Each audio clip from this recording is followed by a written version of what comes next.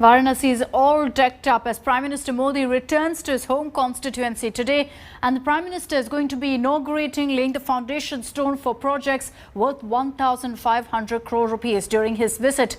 The highlight is going to be the Rudraksh Convention Centre, which has been built with the assistance from Japan and aims to turn Kashi into a tourist hub. The Prime Minister's visit is of course very politically significant because the state of Uttar Pradesh will be going to polls early next year.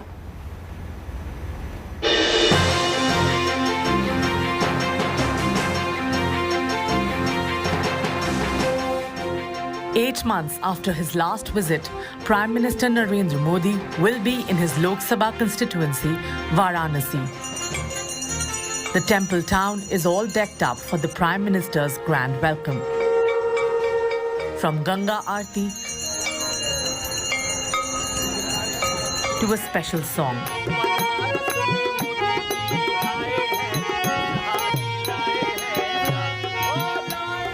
Prime Minister Modi will be inaugurating a slew of development projects worth over 500 crore rupees. The highlight is the inauguration of Convention Centre Rudraksh. The state-of-the-art centre, developed with the assistance of Japan, aims to make the city a tourism hub. Prime Minister Modi will be arriving here shortly in his parliamentary constituency of Varanasi and inaugurating this new convention centre, which was initially set up in the year 2015 when the foundation stone for it was laid in the presence of former Japanese Prime Minister Shinzo Abe, who visited the temple town of Varanasi along with Prime Minister Narendra Modi. This centre has been built with Japanese expertise, and their skills have been used in order to build this centre, which is called the Rudraksh. In fact, 108 Rudrakshas have been installed inside this centre, which has a seating capacity of about 1,200. It is a two-storied building. The top of it, the roof of it, looks like a shivling, and the intent of building this convention centre is so that it can hold massive international conferences, exhibitions, and even music concerts. A miniature Rudraksh model will also be gifted to the Prime Minister. Rudraksh convention centre पे जो ये अंग वस्त्र दिया जाएगा माननीय प्रधानमंत्री जी को, जिसको लल्लापुरा के मास्टर शिल्पी मुमताज अली ने बनाया है.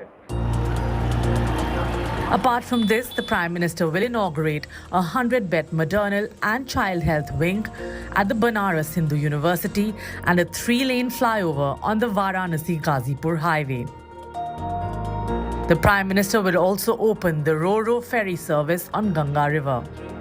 That's not all. Narendra Modi will be laying foundation stones for public works projects worth 839 crore rupees. This includes 143 rural projects under the Jal Jeevan mission.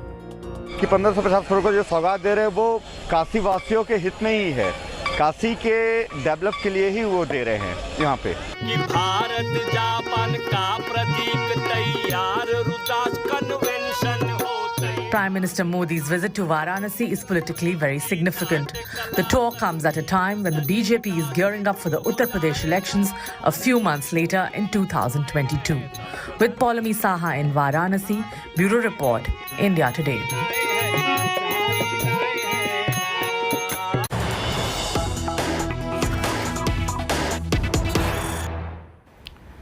And as we get you all the latest on the Prime Minister's visit, the update that's coming in now is that Prime Minister Modi is landed in Varanasi. He's touched down there to launch multiple projects and lay the foundation stone for development projects in the city. Now, the Prime Minister's got a jam-packed schedule ahead of him. Paulami Saha is joining us with more details on this. Paulami, what's going to be the Prime Minister's first stop in Varanasi?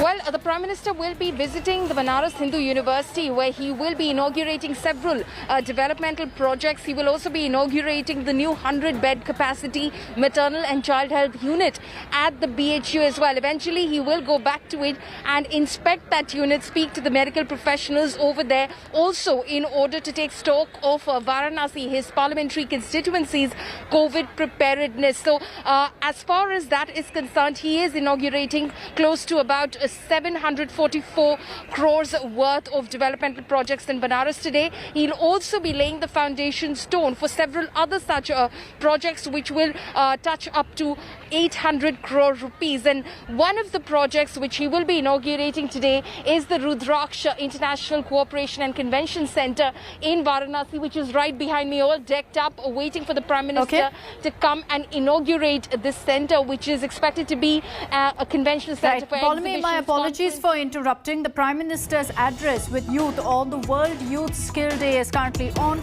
We're cutting across to that. जो नए संस्थान बने उसकी पूरी ताकत जोड़कर हमें नए सिरे से स्किल इंडिया मिशन को गति देनी ही है। साथियों, जब कोई समाज स्किल को महत्व देता है तो समाज की अपस्किलिंग भी होती है, उन्नति भी होती है। दुनिया इस बात को बखूबी जानती भी है, लेकिन भारत की सोच इससे भी 2 कदम आगे की रही है। हमारे पूर्वजों ने स्किल्स को महत्व देने के साथ ही उन्होंने इसे सेलिब्रेट किया, स्किल्स को समाज के उल्लास का हिस्सा बना दिया। आप देखिए, हम विजयादशमी को शस्त्र पूजन करते हैं, अक्षय तृतीया को किसान फसल की कृषि यंत्रों की पूजा करते हैं, भगवान विश्वकर्मा की पूजा तो हमारे देश में हर स्किल, हर शिल्प से जुड़े लोगों के लिए बहुत बड़ा पर्व रहा है। हमारे यहाँ शास्त्रों में निर्देश दिया गया है, विवाह दिशु यज्ञशु गृह आराम विधायके सर्व कर्मसु संपूज्यो विश्वकर्मा इति श्रुतम। अर्थात विवाह हो, गृह प्रवेश हो या कोई और यज्ञ कार्य, सामाजिक कार्य हो, इसमें भगवान विश्वकर्मा की पूजा, उनका सम्मान जरूर किया जाना चाहिए। विश्वकर्मा की पूजा यानी समाज जीवन में अलग अलग रचनात्मक कार्य करने वाले हमारे विश्वकर्माओं का सम्मान, स्किल का सम्मान। लकड़ी के कारीगर, मेटल्स का काम करने वाले, सफाई कर्मी, बगीचे की सुंदरता बढ़ाने वाले माली, मिट्टी के बर्तन बनाने वाले कुम्हार, हाथ से कपड़ा बुनने वाले बुनकर साथी, ऐसे कितने ही लोग हैं जिन्हें हमारी परंपरा ने विशेष सम्मान दिया है। महाभारत के भी एक श्लोक में कहा गया है, विश्वकर्मा नमस्तेस्तु विश्वात्मा विश्व संभव। अर्थात जिनके कारण विश्व में सब कुछ संभव होता है, उस विश्वकर्मा को नमस्कार है। विश्वकर्मा को विश्वकर्मा कहा ही इसलिए जाता है क्योंकि उनके काम के बिना, स्किल्स के बिना समाज का अस्तित्व ही असंभव है।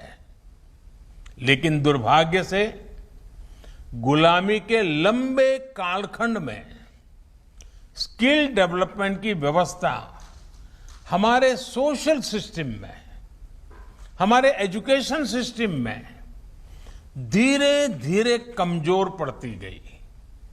साथियों, एजुकेशन अगर हमें ये जानकारी देती है कि हमें क्या करना है, तो स्किल हमें सिखाती है कि वो काम वास्तविक स्वरूप में कैसे होगा। देश का स्किल इंडिया मिशन इसी सच्चाई, इसी जरूरत के साथ कदम से कदम मिलाने का अभियान है। मुझे खुशी है कि प्रधानमंत्री कौशल विकास योजना के माध्यम से अब तक 1.25 करोड़ से अधिक युवाओं को ट्रेनिंग दी जा चुकी है। साथियों, मैं एक और वाक्य के बारे में आपको बताना चाहता हूं। एक बार स्किल डेवलपमेंट को लेकर काम कर रहे कुछ अफसर मुझे मिले।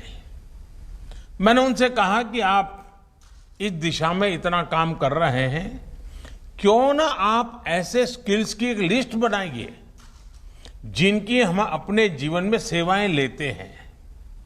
आपको हैरानी होगी, जब उन्होंने सरसरी नजर से लिस्टिंग की तो ऐसी 900 से ज्यादा स्किल निकली जिनकी हमें अपनी आवश्यकताओं के लिए जरूरत होती है।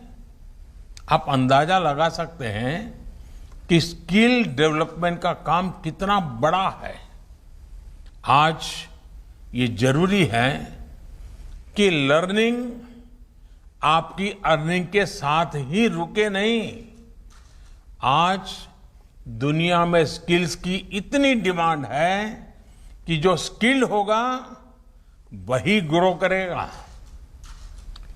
ये बात व्यक्तियों पर भी लागू होती है और देश पर भी लागू होती है। दुनिया के लिए एक स्मार्ट और skilled man power solutions Bharat दे सके, ये हमारे नौजवानों की स्किलिंग स्ट्रेटजी के मूल में होना चाहिए। इसको देखते हुए ग्लोबल स्किल गैप की मैपिंग जो कि की जा रही है, वो प्रशंसनीय कदम है। इसलिए हमारे युवाओं के लिए स्किलिंग, रीस्किलिंग और अपस्किलिंग का मिशन अनवरत चलते रहना चाहिए। बड़े बड़े एक्सपर्ट्स आज अनुमान लगा रहे हैं कि जिस तरह तेजी से टेक्नोलॉजी बदल रही है, आने वाले 3-4 वर्षों में बहुत बड़ी संख्या में लोगों को रीस्किलिंग की जरूरत पड़ेगी। इसके लिए भी हमें देश को तैयार करना होगा। और कोरोना काल में ही हम सबने स्किल्स और स्किल्ड वर्कफोर्स की अहमियत को बहुत करीब से देखा है, महसूस किया है। देश कोरोना से इतनी प्रभावी लड़ाई लड़ सका तो इसमें भी हमारी स्किल्ड वर्कफोर्स का बहुत बड़ा योगदान है।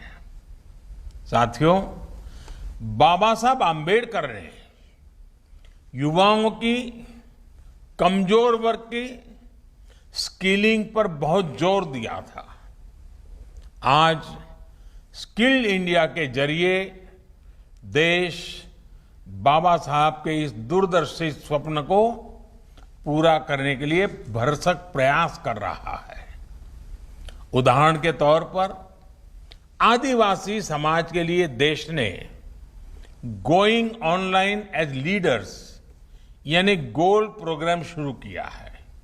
ये प्रोग्राम पारंपरिक स्किल के क्षेत्रों जैसे कि आर्ट हो, कल्चर हो, हैंडीक्राफ्ट हो, टेक्सटाइल हो, इनमें आदिवासी भाई बहनों की डिजिटल लिटरेसी और स्किल में मदद करेगा, उनमें एंटरप्रेन्योरशिप डेवलप करेगा। इसी तरह वन धन योजना की भी आज आदिवासी समाज को नए अवसरों से जोड़ने का एक प्रभावी माध्यम बन रही है। हमें आने वाले समय में इस तरह के अभियानों को और ज्यादा व्यापक बनाना है।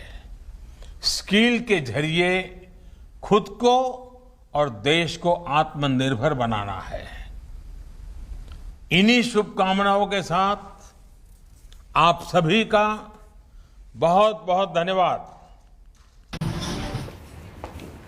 So that is the Prime Minister there speaking on the occasion of World Youth Skills Day, highlighting the importance of our youth imbibing different skills and saying that is the need of the hour. There's huge demand for youth with different skills right now across the world.